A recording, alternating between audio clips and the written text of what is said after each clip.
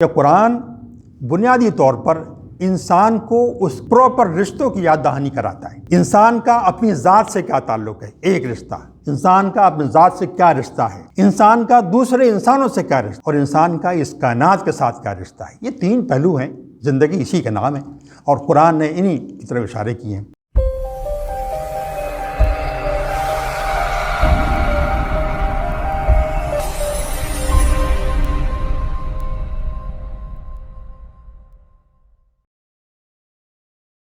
دوستو، میرا موضوع ہے اسلامی لٹریچر کے عصری موضوعات۔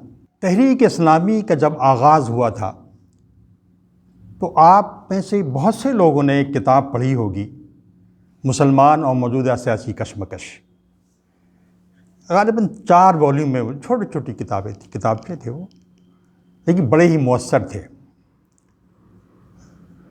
اب میں نے یہ شاید لیٹ 60s میں ان کتابوں کا مطالعہ کیا، اور جب میں نے کہیں لکھا یا کسی نے پوچھا کہ سب سے زیادہ متاثر تم کتاب سے ہوئے، تو میں نے کہا کہ مسلمان اور موجودہ سیاسی کشمکش۔ اور پھر میں نے دیکھا کہ بہت سے لوگ ایسے تھے ہمارے زعماء میں، ہمارے علماء میں، جو جماعت میں شامل ہوئے، جنہوں نے کہا کہ یہ کتاب سب سے زیادہ متاثر کیا۔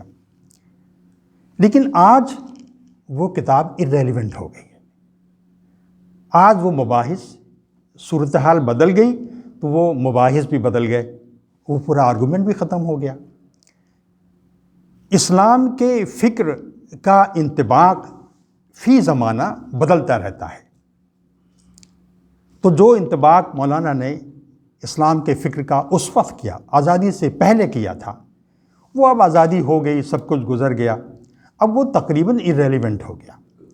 تو یہ جو لٹریچر جو ہوتا ہے، یہ اصل میں اسلامی جو اصول اور ضابطے ہوتے ہیں، وقت کے مطابق ان کو سمجھنے اور سمجھانے کے عمل کے نتیجے میں ظاہر ہوتا ہے، اور یہ ہمیشہ ریلیونس اور irrelevance کا مسئلہ اس میں کھڑا ہوتا رہتا ہے۔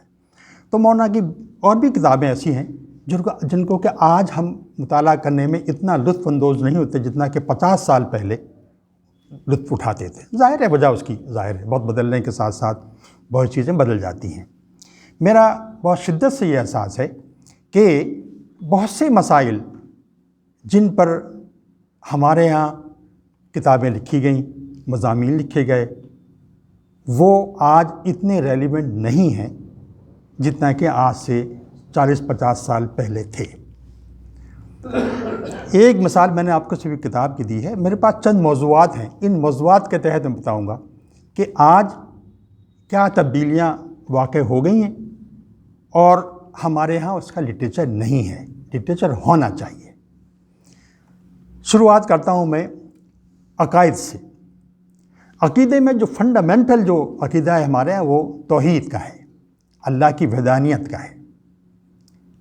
آپ لٹریچر پڑھ جائیے جو موجود ہے، بالعموم وہ لٹریچر توحید کو شرک کے پس منظر میں بتاتا ہے، سمجھاتا ہے۔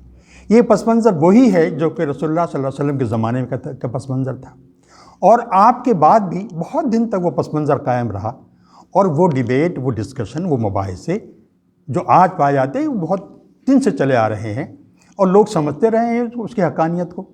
لیکن میرا خیال یہ ہے کہ آج شرک کا وہ پس منظر جس میں ہم توحید کو سمجھتے تھے، وہ موجود نہیں ہے۔ بت پرستی اب نہیں ہوتی کہیں پر، irrelevant ہے۔ ہوتی بھی ہے تو اتنی چھوٹی سطح پہ ہوتی ہے کہ وہ ناقابل توجہ سی ہو گئی ہے۔ تو اب سوال یہ ہے کہ توحید کو ہم کس طرح آج کے دور میں سمجھیں اور لوگوں کو سمجھائیں۔ توحید ہمارا کارڈنل مسئلہ ہے، ہمارا بنیادی مسئلہ ہے، پورا دین اس پر بیس کرتا ہے۔ میرا اپنا احساس یہ ہے کہ یہ جو قرآن کریم کے اندر اسماء الہی کے نام سے جو بہت سی اصطلاحیں، بہت سے نام ملتے ہیں، جن کو ہم صفات کہہ کر گزر جاتے ہیں، صفات ہیں یقیناً، لیکن صفات کہہ کر ہم گزر جاتے ہیں۔ میں کبھی کبھی یہ سوچتا ہوں کہ یہ صفات تو ہیں ہی، اصل میں یہ اللہ تعالیٰ کا ہمارے ساتھ، ہماری اس زندگی کے ساتھ، ہماری اس کائنات کے ساتھ ایک مستقل رشتوں کے نام ہیں۔ یہ رشتے مستقل ہیں، ایسا نہیں ہے کہ ایک بار قائم ہو گئے، نہیں، آج بھی قائم ہیں۔ وہ رحمان اگر ہے، آج بھی وہ رحمان ہے، اس کی رحمت کا سلسلہ ہر لمحے جاری ہے۔ یہ رشتہ ہے ہمارا۔ وہ خالق ہے تو وہ خالق ہر لمحے ہے، ہر لمحہ وہ تخلیق کر رہا ہے۔ اس کی تخلیق میں رحمان اور رحم موزن ہے، آج بھی موزن ہے۔ تو گویا یہ کچھ زندہ رشتوں کے نام ہیں جو اسماء الہی ہیں۔ اب دیکھیے ہمارا ہوا یہ ہے کہ جو ماڈل ترقی کا آج بنا ہے ہمارے ہاں، جس پر دنیا کام کر رہی ہے، اس میں اصل میں ہوا یہ ہے کہ ہم نے یہ محسوس کیا کہ یہ دنیا، ہم نے آبزرو کیا کہ یہ دنیا اور پوری زندگی اور انسان کی زندگی اتنا اس کے اندر انٹر کنیکشن، اتنا انٹر ریلیشن، انٹر ڈیپینڈنس پائی جاتی ہے کہ بہت سے اقدامات جو ہم اس کو سمجھے بغیر جب اٹھاتے ہیں تو بڑے وہ فائر بیک کرتے ہیں، وہ بڑے نقصان دہ ثابت ہوتے ہیں۔ چھوٹی سی مثال میں آپ کو مثال بعد میں دوں گا۔ تو یہ سمجھیے کہ یہ جو انٹر کنیکشن ہے، انٹر ریلیٹڈنیس ہے پوری کائنات کی، زندگی کے مختلف پہلوؤں کی، یہ ایک بہت بڑی حقیقت بن کر آئی ہے۔ قرآن پر فہم کرنے سے یہ اندازہ ہوتا ہے کہ جب خالق ایک ہے، یعنی توحید کا مطلب جو خالق ایک ہے، تو اس کی مخلوق کے اندر، اس کے تخلیقی پروسیس کے اندر بھی ایک قسم کی ہارمنی، ایک قسم کی یگانگت پائی جانی چاہیے۔ اگر ہمارا خالق ایک ہے تو میری تخلیق میں، کسی جانور کی تخلیق میں اور کسی دوسری غیر زیرو اشیاء کی تخلیق میں ایک قسم کی ہارمنی پائی جانی چاہیے، اس قسم کی انٹر کنیکٹڈنیس پائی جانی، اس لیے کہ خالق ایک ہے۔ اور یہ آج جو ڈیولپمنٹ ہوا ہے خاص طور سے سائنس کے اندر، اس کے نتیجے میں یہ جو تخلیق کی جو یگانگت ہے یا کہ یہ جو ہارمنی ہے تخلیق کی، یہ بہت ابھر کر سامنے آئی ہے۔ اگر ہم توحید کو اس تخلیقی یگانگت کے پس منظر میں سمجھانے کی کوشش کریں تو یہ سمجھ میں آنا دور کی بات نہیں، بہت آسان ہو جاتا ہے۔ اس طرح پر لکھا گیا لٹریچر ہمارے یہاں موجود نہیں ہے۔ میں نے صرف توحید کی بات کہی، اسی طرح سے ہم رسالت کو بھی سمجھ سکتے ہیں۔ میں مثالیں نہیں دوں گا اس لیے کہ گفتگو طویل ہو جائے گی۔ رسالت کے عقیدے کو بھی سمجھ سکتے ہیں اور آخرت کے عقیدے پر بھی اس طرح سے گفتگو ہو سکتی ہے۔ تو اس طرح سے ان عقیدوں کو اثر نو سمجھنے کی اور سمجھانے کی ضرورت ہے۔ جو اس وقت کا جو کنٹمپریری پیٹرن ہے، جو ڈیولپمنٹ، جس طرح سے ڈیولپمنٹ ہو چکا ہے، جس مقام پر انسان آج پہنچ چکا ہے، اس کے پس منظر میں عقیدوں کا، بنیادی عقیدوں کا اس طرح کا تعارف یہ زیادہ ریلیونٹ، زیادہ ضروری اور افہام و تفہیم کے لیے زیادہ بہتر معلوم ہوتا ہے۔ اس طرح کا لٹریچر ہمارے یہاں موجود نہیں ہے۔ ایک لٹریچر ہونا چاہیے۔ ایک پہلو تو یہ ہے۔ دوسرا ایک موضوع ہے انسان دوستی کا۔ ہم اپنی گفتگو میں اس کو بہت استعمال کرتے ہیں اور اس کی ضرورت بھی محسوس کرتے ہیں کہ انسانوں کے ساتھ ہمارے تعلقات کی نوعیت دوستانہ ہونے چاہیے، ہمدردانہ ہونے چاہیے۔ اس کا پہلو جو اس وقت سمجھ میں آتا ہے، قرآن نے اس کو ہائی لائٹ کیا ہے۔ دیکھیے، ایک تو پہلو یہ ہے کہ دنیا کے تمام انسان آدم اور حوا کی اولاد ہیں، ہمارا ایک تعلق ہے۔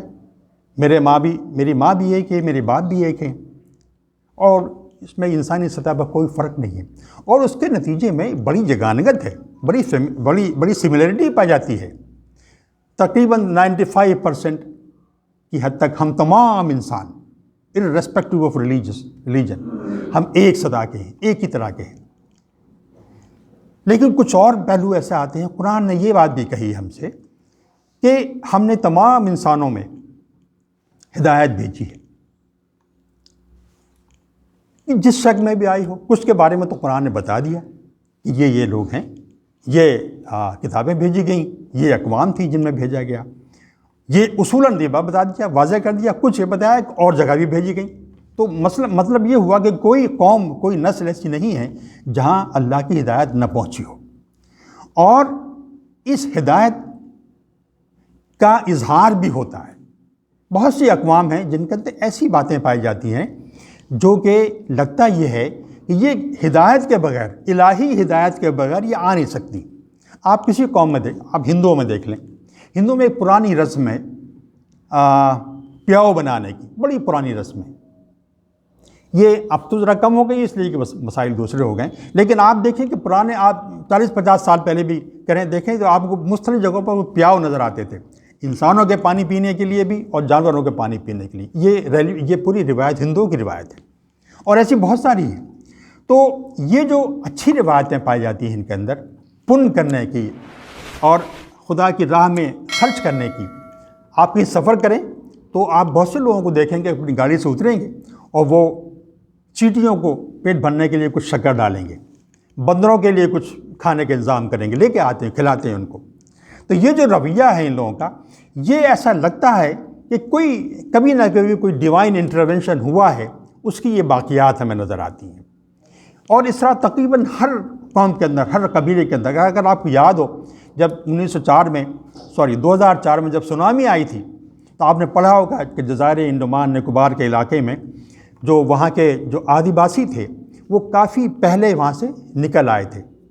یہ مثال تو دوسری ہے، لیکن ان کے بارے میں مشہور ہے کہ جب بھی وہ کبھی نکلتے ہیں شکار وکار کے لیے تو پہلے وہ اوپر اشارہ کرتے ہیں اور یہ توقع کرتے ہیں کہ اوپر کوئی طاقت ہے جو ہمیں ہیلپ کرے گی اور ہمارے شکار کی اٹیمپٹ کو کامیاب بنائے گی. تو یہ جو تعلق ہے خالق سے، یہ کہیں نہ کہیں کسی نہ کسی شکل میں ہر انسان کے اندر، آپ یہ بھی کہہ سکتے ہیں کہ فطرت ہے، لیکن یہ بھی صحیح ہے کیونکہ اللہ کا یہ سٹیٹمنٹ ہے کہ اللہ نے ہدایت ہر جگہ بھیجی ہے، اس کے کچھ باقیات ہیں. یہ جو ہمارے ہاں یہ جو حقیقت ہے قرآن نے بیان کی ہے، ہمارے لٹریچر میں انسانوں کے ساتھ وابستگی میں اس کی طرف توجہ ہمارے یہاں بہت کم دی گئی ہے. ہم نے تقابل ادیان کے تحت تو مذاہب کا مطالعہ کیا ہے، لیکن انسانوں کے ساتھ یگانگت پیدا کرنے کے سلسلے میں، اپنی دعوت کو زیادہ مؤثر بنانے کے سلسلے میں، یہ جو کچھ تمہارے یہاں روایتیں ہیں یہ ہماری ہی روایتیں ہیں، اسی روایت کا حصہ ہیں جس کو قرآن پروموٹ کرتا ہے، جس کو قرآن نے پروموٹ کیا تھا اور وغیرہ وغیرہ. تو گویا اس انداز کا لٹریچر ابھی ہمارے یہاں نہیں پایا جاتا جو اس پہلو کو بنیاد بنا کر انسانوں کے ساتھ تعلق کو استوار کرے.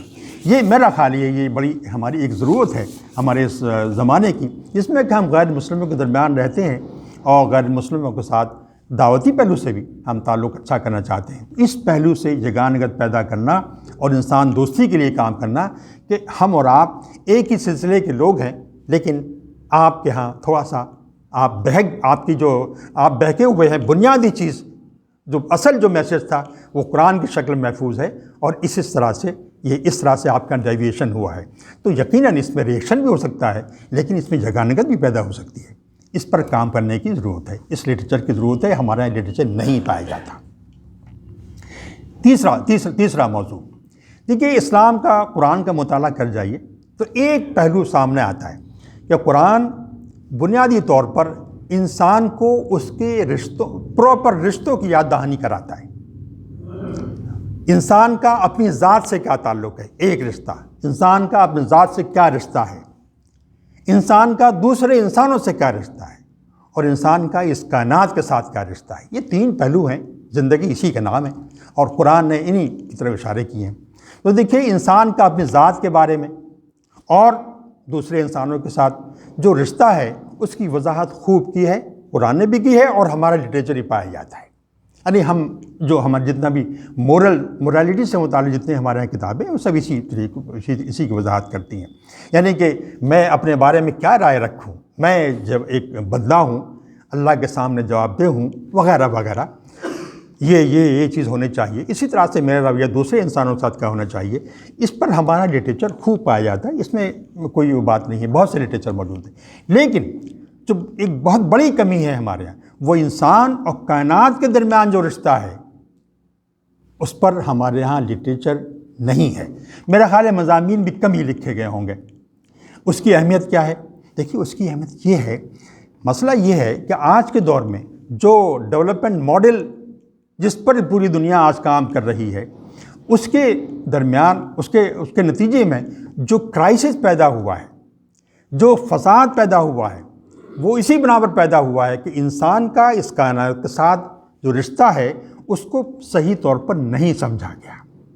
ہم نے یہ سمجھا کہ ہم اس کائنات میں کسی کے سامنے جواب جو ماڈل کام کر رہا ہے اس کے بارے میں کہہ رہا ہوں کہ اس کائنات میں ہم کسی کے سامنے جواب دے نہیں ہیں، ہم اس کے ماسٹر ہیں، اس کے مالک ہیں۔ قرآن نے کہا کہ تم خلیفہ ہو، تو خلیفہ اور ماسٹر ہونے کے دو پہلو ہیں، اور اس کے خلیفہ ایک خاص قسم کے رشتے کی نشاندہی کرتا ہے جو انسان کا اس کائنات کے ساتھ ہے، اور یہ جو ماسٹر ہے، مالک ہونا ہے، یہ دوسرے خاص قسم کے رشتے کی نشاندہی کرتا ہے۔ تو میں یہ عرض کرنا چاہتا ہوں کہ یہ جو رشتہ ہے انسان کا اس کائنات کے ساتھ، اس کے نتیجے میں دنیا کا ایکسپلائٹیشن ہوا ہے، دنیا کی ریسورسز کا ایکسپلائٹیشن ہو رہا ہے، اس لیے کہ ہم سمجھتے ہیں کہ ہم مالک ہیں، جس طرح چاہیں اس کو استعمال کریں، جواب دہی کا تصور ہمارے یہاں نہیں ہے۔ تو یہ جو رشتہ ہے کائنات کے ساتھ، اس کو قرآن کی بنیادوں پر استوار کرنے کے سلسلے میں ہمارے ہاں کام نہیں کیا گیا ہے، تو بس برسر تذکرہ تو کر دیا گیا ہے، لیکن اس کو موضوع بنا کے ہمارا کام نہیں کیا گیا۔ ہمیں نہیں معلوم، ہمیں نہیں بتایا گیا، کوئی مضامین اور لٹریچرز پہ نہیں ہے کہ انسان اور کائنات کے بیچ میں رشتہ کیا ہے، اس کے نتیجے میں اگر انسان کا رویہ یہ ہوگا تو اس کے یہ نتائج ہوں گے، اور یہ ہوگا تو یہ نتائج ہوں گے۔ میں صرف 2 مثالیں دوں گا اس کے جو نتائج سامنے آئیں۔ دیکھیے، انسان بیمار ہوتا ہے، ڈائبٹیز کا شکار ہو جاتا ہے، تو ڈائبٹیز ایک مسئلہ، پھر ڈائبٹیز کے جو اثرات ہیں، دوسرے پہلو ہیں، وہ دوسرے مسائل ہیں۔ ڈاکٹر کے پاس جائیے تو ہر مسئلے کی الگ الگ دوا دیتا ہے، یہ ہم سب کا تجربہ ہے۔ اب سوال یہ ہے کہ انسان کی جو پوری باڈی ہے بڑی ویل کنیکٹڈ ہے، یہ کوئی مشین نہیں ہے، یہ کوئی کلاک نہیں ہے کہ اس کے پرزے الگ الگ ہیں، ایک پرزے کو ٹھیک کر دیجیے تو دوسرا تو وہ ٹھیک ہو جائے گا، باقی باڈی صحیح کام کرنے لگی۔ ہر جو آرگن ہے وہ آپس میں انٹر کنیکٹڈ ہے۔ یہ انٹر کنیکشن جو ہے نا، جو ہوتا ہے، اس کے نتیجے میں ایک دوا مکمل طور پر علاج نہیں کر پاتی۔ تو ہم نے جب باڈی کو مشین سمجھا تھا، اس کے نتیجے میں ہر آرگن کو ٹھیک کرنے کے لیے الگ الگ دوائیں ہم پرسکرائب کرتے ہیں۔ تو اب اس کے نتیجے میں یہ ہوتا ہے کہ جانے کتنی دوائیں ایک مرض کو دور کرنے کے لیے، جانے کتنی دوائیں ہماری جسم میں جاتی رہتی ہیں، وہ ایک الگ مسئلہ کریٹ کرتی ہیں، ہم سب کا تجربہ ہے۔ اچھا، ہمارے پاس کوئی ایسی ٹیکنالوجی نہیں ہے جو ان تمام جو مختلف آرگنز آپس میں ریلیٹڈ ہیں، ان تمام آرگنز کے انٹر ریلیشن کو پرکھ سکے۔ کوئی ٹیکنالوجی ابھی تک ایسے پیدا نہیں ہوئی۔ جب یہ ٹیکنالوجی پیدا نہیں ہوئی تو ہم پھر اسی طرح کرتے ہیں، ہر دوا کے لیے، ہر مرض کے لیے الگ الگ دوائیں دیتے ہیں۔ تو یہ جو آپس کا جو ہم رشتگی ہے انسان کی مختلف آرگنز کی، بالکل اسی طرح کی ہم رشتگی کائنات میں پائی جاتی ہے۔ یہ جو زمین اور فضا، زمین، پانی اور فضا، یہ بھی آپس میں بہت انٹر کنیکٹڈ ہیں۔ یہ جو آپ کا کرائسس، انوائرمنٹل کرائسس پیدا ہوا ہے، وہ بھی اسی بنا پر پیدا ہوا ہے کہ ہم نے کچھ کاموں کو کرنا شروع کیا، بالکل سائنٹیفکلی صحیح تھے، علمی اعتبار سے بالکل صحیح تھے۔ ہم نے کچھ جنگلوں کو کاٹا، ہماری ضرورت تھی، جنگل میں درخت بلا وجہ کھڑے ہوئے تھے، ان کو کاٹنا شروع کیا، لیکن کاٹنا رکا نہیں۔ اس کے نتیجے میں ایک کرائسس پیدا ہو گیا، بارشیں کم ہونے لگیں، کرائسس پیدا ہو گیا، جانے کتنے کرائسس۔ ہم نے ترقی کے لیے بہت سے کام کیے، کچھ انوانٹڈ گیسز انوائرمنٹ میں جانے لگیں، انوائرمنٹ کا پولوشن ہو گیا۔ کام تو ہم کر رہے تھے ترقی کا، لیکن اس کے نتیجے میں ہوا، اس لیے وجہ یہ تھی کہ ہم ان تمام رشتوں سے واقف نہیں تھے۔ اب یہ احساس ہونے لگا ہے کہ یہ رشتے کچھ پائے جاتے ہیں اور ان رشتوں کو ہم اگنور نہیں کر سکتے۔ یہ بات واضح رہنی چاہیے، ان رشتوں کو ہم سائنٹیفکلی جاننا، ہم کا فہم تو حاصل کر سکتے ہیں، لیکن کوئی ٹیکنالوجی نہ تو انسان کی سطح پر اور نہ کائناتی مطالعے کی سطح پر ایسی ہے جو ان رشتوں کو سمجھ سکتی ہو۔ اب ہوتا یہ ہے کہ ایسا لگتا ہے مجھے میرا اپنا خیال یہ ہے کہ کچھ ویلیوز ہیں، کچھ قدریں ہیں قرآن کی دی ہوئی، جن قدروں کو سمجھ کر ان پر عمل کر کے ان رشتوں کا احساس اور ان رشتوں کا کیور ہم کر سکتے ہیں، ان کی حفاظت ہم کر سکتے ہیں۔ اگر ان رشتوں کی حفاظت کرنی ہے اور اس فساد سے بچنا ہے جو انسانی جسم کے اندر بھی، پوری کائنات کے اندر بھی پھیلتا جا رہا ہے، تو ان ویلیوز کو سمجھنا ہوگا، ان کو سمجھنا چاہیے۔ ہمارے ہاں ان ویلیوز کو موجود ہیں قرآن کے اندر، ان ویلیوز کو سمجھنے کی کوشش نہیں کی گئی، بلکہ میرا خیال یہ ہے شاید احساس کم ہی لوگوں کو ہے کہ اس کی ضرورت ہے، کرنا چاہیے۔ یہ تیسرا پہلو میں نے آپ کی طرف نشاندہی کی ہے، اس میں لٹریچر کی شدید ضرورت ہے۔ یہ مسئلہ آج کا ہے، جدید مسئلہ ہے، اس کو سمجھنا چاہیے۔ چوتھا مسئلہ، ممکن ہے آپ چونکیں اس بات کو، اس کا تعلق فیمنزم سے ہے۔ ہم نے فیمنزم کو وومن لبریشن موومنٹ کے پس منظر میں سمجھا ہے۔ آپ مجھ سے اختلاف کر سکتے ہیں، لیکن میرا انڈرسٹینڈنگ یہ ہے کہ فیمنزم صرف یہی نہیں ہے۔ ہمارے ہاں بڑی زبردست قسم کی خواتین ہوئی ہیں، قرآن نے ان کا تذکرہ کیا ہے، اور بعض خواتین کے تذکرے اس طرح سے ہیں قرآن میں بھی اور ہماری تاریخ میں بھی کہ وہ محض تذکرے نہیں ہیں، بلکہ ان کی جو وومن ہوڈ ہے، اگر میں کہوں اگر ان کی جو عورتیت ہے تو اس کا اظہار ہے، اور وہ بڑے امپورٹنٹ ہیں، بڑے زبردست قسم کے۔ قرآن نے بڑی مشہور عورتوں کا تذکرہ کیا، فرعون کی بیوی کا تذکرہ کیا، اللہ ان کو درجہ بلند فرمائے، حضرت مریم کا تذکرہ کیا، اور رسول اللہ صلی اللہ علیہ وسلم کے زمانے میں جب رسول اللہ صلی اللہ علیہ وسلم کا پہلا تجربہ ہوا وحی کا، تو جس خاتون نے، ہماری ماں نے جس طرح سے رسول اللہ صلی اللہ علیہ وسلم کو سنبھالا، وہ کوئی مرد نہیں کر سکتا تھا۔ ایک خاص صلاحیت جو صرف عورت کو حاصل تھی، اس صلاحیت کا استعمال کرتے ہوئے حضرت خدیجہ نے رسول اللہ صلی اللہ علیہ وسلم کو سنبھالا۔ ایک واقعہ صلح حدیبیہ کے موقع پر آیا، جب میں یہ کہوں کہ اگر وہ رسول اللہ صلی اللہ علیہ وسلم اس وقت انٹلیکچولی کولیپس کر رہے تھے، تو کون آیا؟ حضرت ام سلمہ سامنے آئی۔ حضرت ام سلمہ نے کہا کہ رسول اللہ، آپ جو حکم دے رہے ہیں، آپ پریشان تھے کہ میں کہہ رہا ہوں لیکن لوگ کر نہیں رہے ہیں۔ رسول اللہ سے آپ نے فرمایا کہ آپ کر گزریے، لوگ کریں گے۔ آپ نے ویسا ہی کیا۔ تو دیکھیں کتنا ریسکیو تھا، کتنا زبردست ریسکیو تھا، صرف وومن ہونے کی بنا پر۔ یہ صلاحیت صرف وومن کو حاصل ہے کہ ایسے موقع پر مردوں کو سنبھال سکتی ہے یا ایسے مشورے دے سکتی ہے، یہ مردوں کے بس کی نہیں ہے۔ اصل میں ہم نے کیا ہے، ہمارے یہاں ہوا یہ ہے کہ ہم سب اس پہ سوچ سکتے ہیں اچھی طرح سے کہ عورت کی جو بایولوجیکل اسٹرینتھ، میں سمجھتا ہوں اس کو اسٹرینتھ ہے، اس کو ہم نے بایولوجیکل ویکنس کے پس منظر میں سمجھا ہے۔ ایسا نہیں ہے، وہ بایولوجیکل اسٹرینتھ ہے اس کی کہ وہ یہ رویے، ان رویوں کا اظہار کی طرف سے ہو سکتا ہے، اور وہ پھر نبی کو بھی سنبھال سکتی ہے۔ حضرت عائشہ کا واقعہ بڑا مشہور ہے، لوگ اس سے اختلاف کر سکتے ہیں، لیکن حضرت عائشہ کی جو جنگ صفین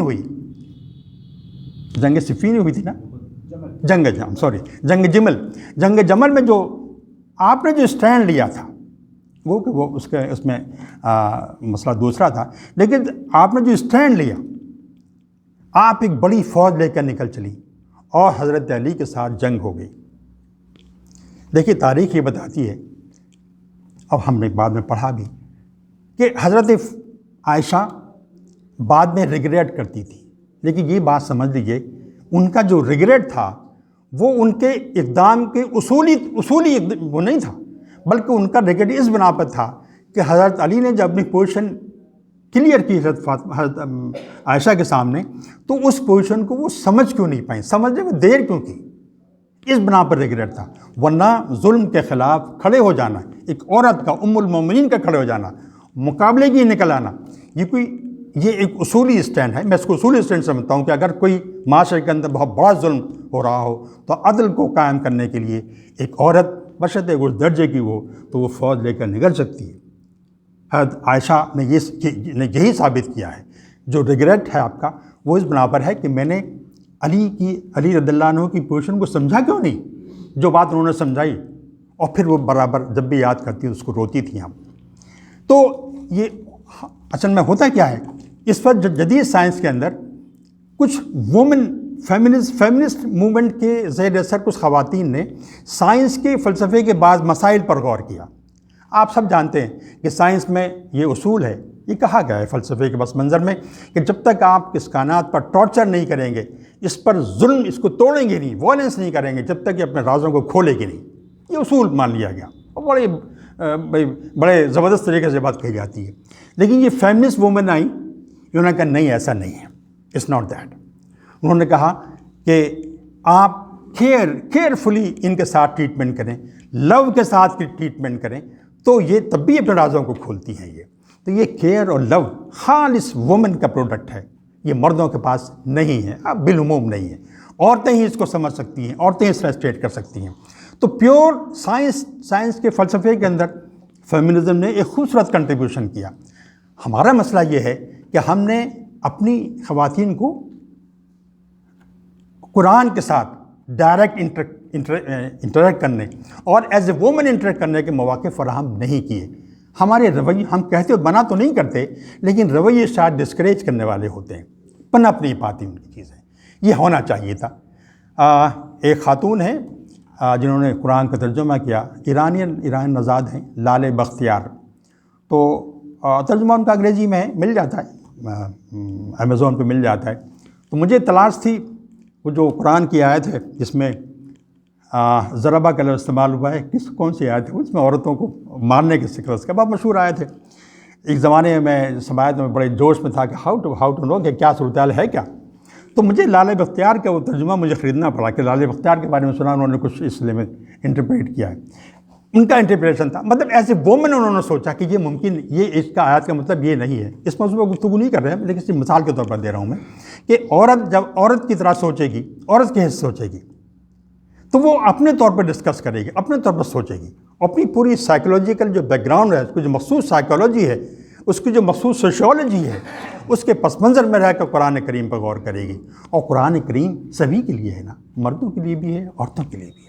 تو ان کو حق ہے سوچنے کا، یہ موقع ہمیں فراہم کرنا چاہیے۔ ممکن ہے کہ بہت خوبصورت چیز اس طریقے سے قرآن کے انٹرپریشن کی تاریخ میں ہمارے سامنے آ جائے۔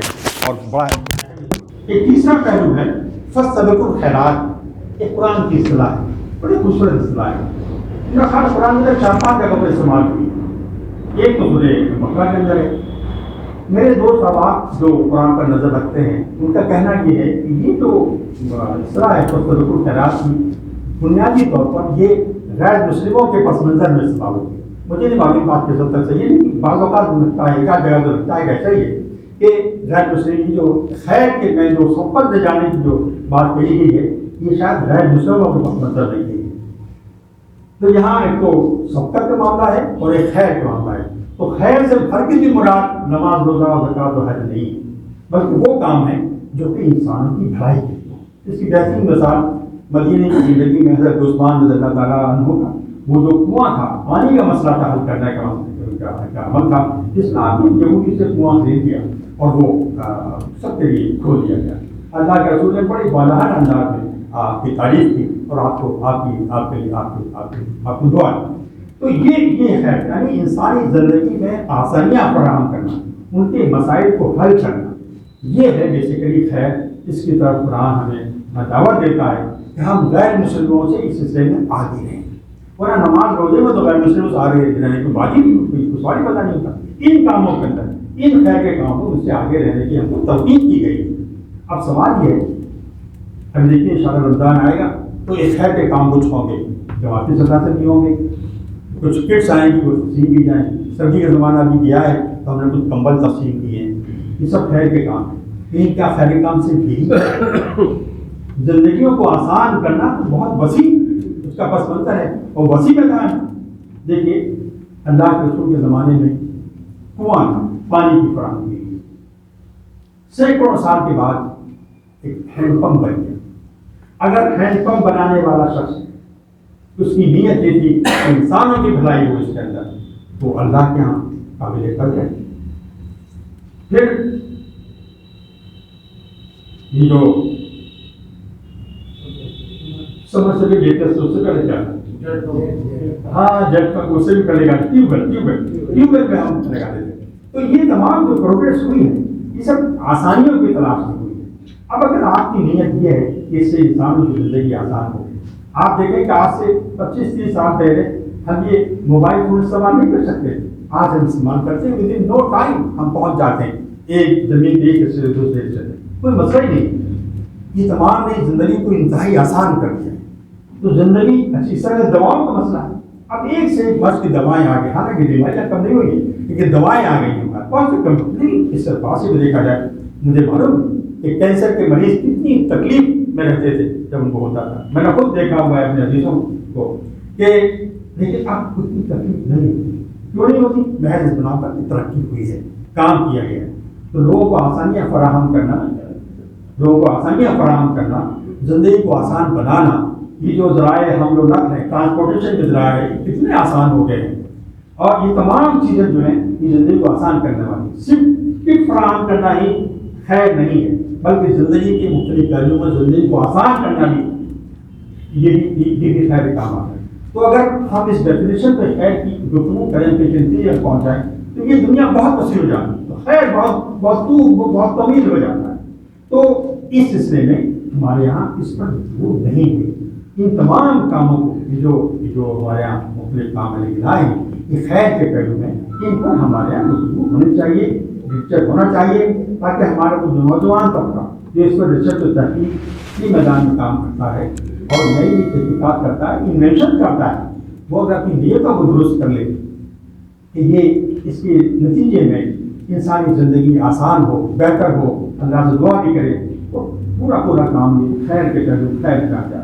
اور ہم سائنس کی ترقی کے لیے کام کر رہے ہوں گے اس نیت کے ساتھ، تو قرآن کے اس معیار کا پورے اتر جائیں گے. بس بالکل ہے میرے خیال میں کوئی شک نہیں ہونا چاہیے. لیکن ہمارے یہاں اس موضوع پر گفتگو نہیں ہوئی ہے، اس پہلو سے گفتگو نہیں ہوئی ہے، یہ گفتگو ہونی چاہیے. ایک اور پہلو وقت ہے ابھی جی، ایک اور پہلو ہے اسلامی معاشرہ اور خاندان. اس پر ہمارے یہاں بہت کچھ لکھا گیا اور لکھا جاتا رہے گا. بالعموم ہم جب خاندان کی گفتگو کرتے ہیں تو آئینی جو قوانین ہیں، آئینی جو صورتحال ہے، اس پس منظر میں گفتگو کرتے ہیں کہ ہمارا یہ ہے اور ایسا ہے، بالکل صحیح ہے، کوئی شک نہیں ہے اس کا. ہمارے معاشرے کی بھی ہم پہچان بتاتے ہیں. معاشرے میں تو کم کام ہوتا ہے شاید. میں یہ کہنا چاہتا ہوں قرآن کی بہت سی تعلیمات ایسی ہیں جو معاشرتی تعلیمات ہیں. تو قرآن نے سینکڑوں بار یہ کہا کہ غور و خوض کرو، فکر و تدبر کرو، اپنی ذات کے اوپر بھی جو کچھ ہو رہا ہے اس پر بھی، کائنات پر بھی. یہ ایک معاشرتی پہچان ہے. اس میں یہ ہونا چاہیے کہ یہ مسلم معاشرے کی پہچان ہے کہ وہاں پر جو لوگ ہوتے ہیں وہ یہ کام کرتے ہیں، وہ سوچتے ہیں، غور و فکر کرتے ہیں، کائنات پر غور و فکر کرتے ہیں، جو کچھ معاشرے میں ہو رہا ہے اس پر غور و فکر کرتے ہیں. سوچے سمجھے بغیر کچھ کام نہیں کرتے، غور و فکر کیا کرتے ہیں. تو غور و فکر، تفکر و تدبر مسلم معاشرے کی ایک پہچان ہے، اس کو ہمیں سمجھانا چاہیے.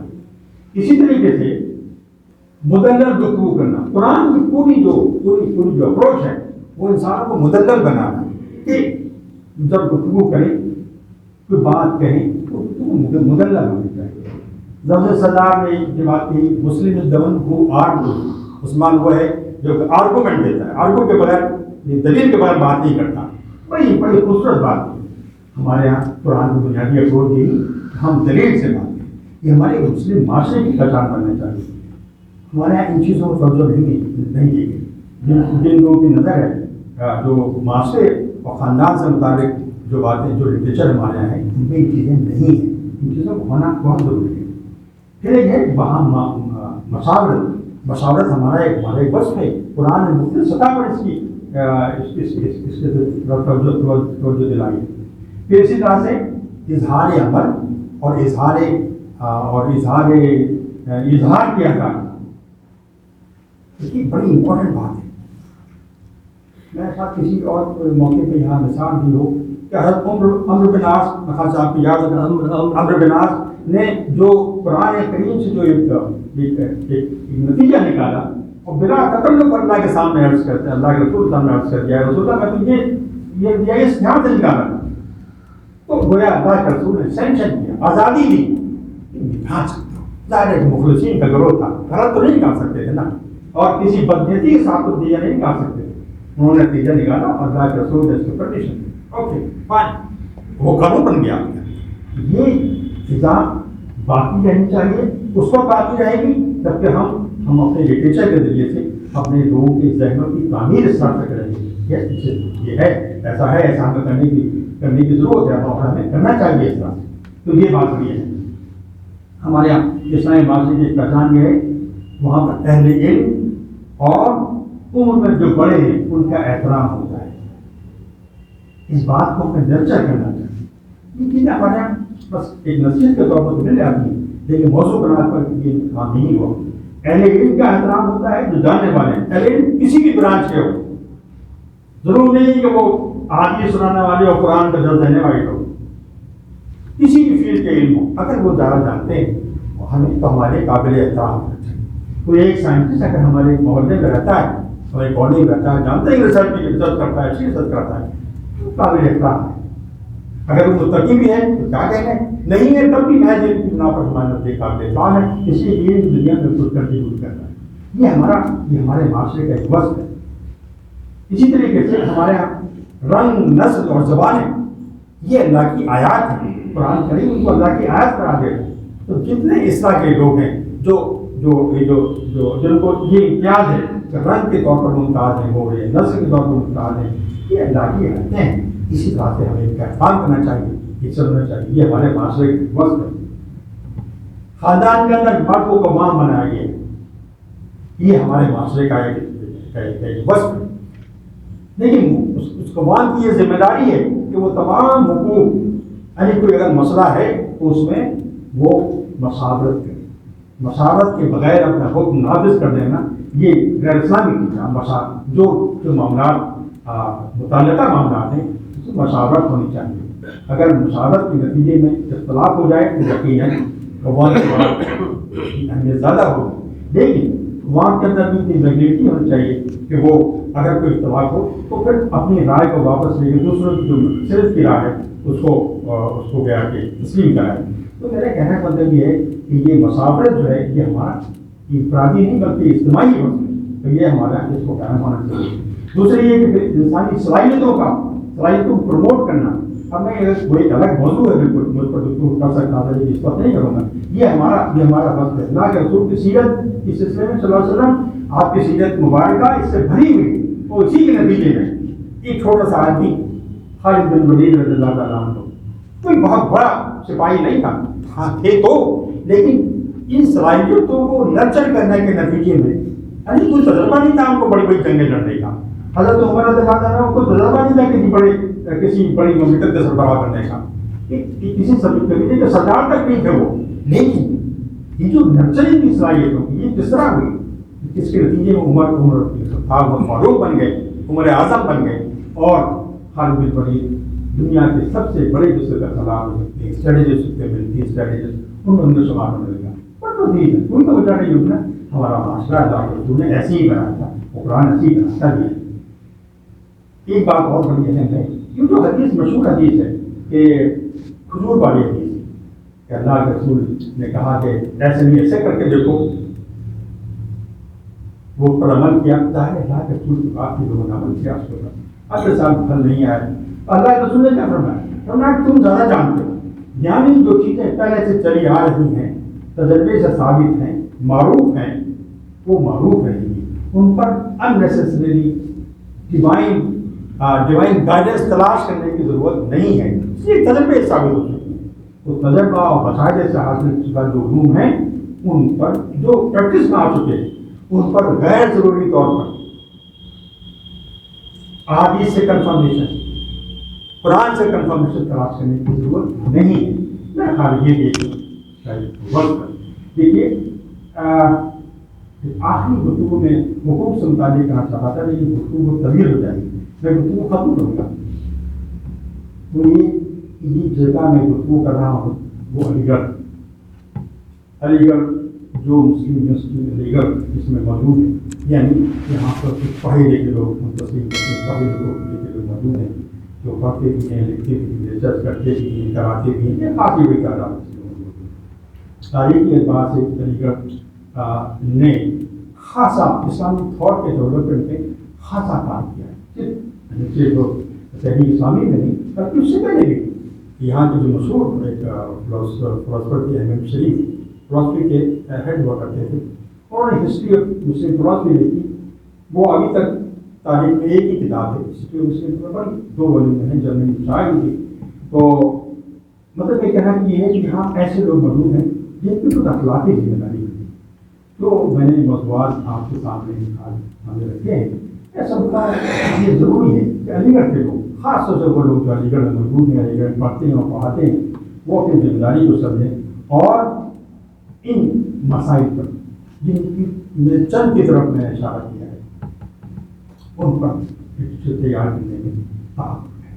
یہ ان کی اخلاقی ذمہ داری ہے، دینی ذمہ داری ہے۔ یہاں اکثر میں دیکھتا ہوں لوگ لکھ سکتے ہیں لیکن تقریروں پر توجہ زیادہ رہتی ہے. اچھی بات یہ ایک کمیونیکیشن کا ذریعہ ہے، لیکن اگر تحریری شکل میں کچھ چیزیں آ جاتی ہیں تو میرا خیال یہ ہے کہ زیادہ فروٹفل ہوں گی اور بہت دور تک پہنچے.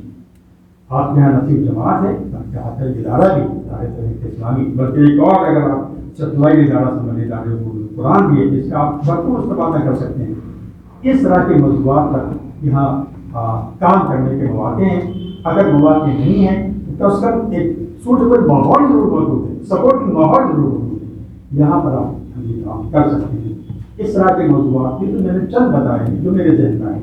آپ سب لوگ سمجھدار سوچتے ہیں تو اور نئے نئے موضوعات آ سکتے ہیں جو کہ جن پر کام ہمارا نہیں ہوا لیکن ان پر کام کرنے کی شدید ضرورت ہے.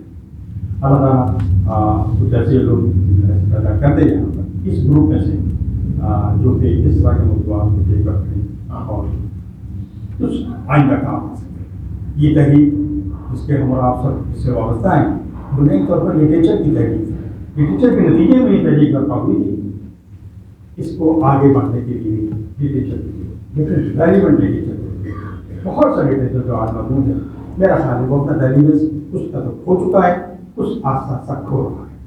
ہمیں جلد اپنی ذمہ داریاں ادا کرنے کا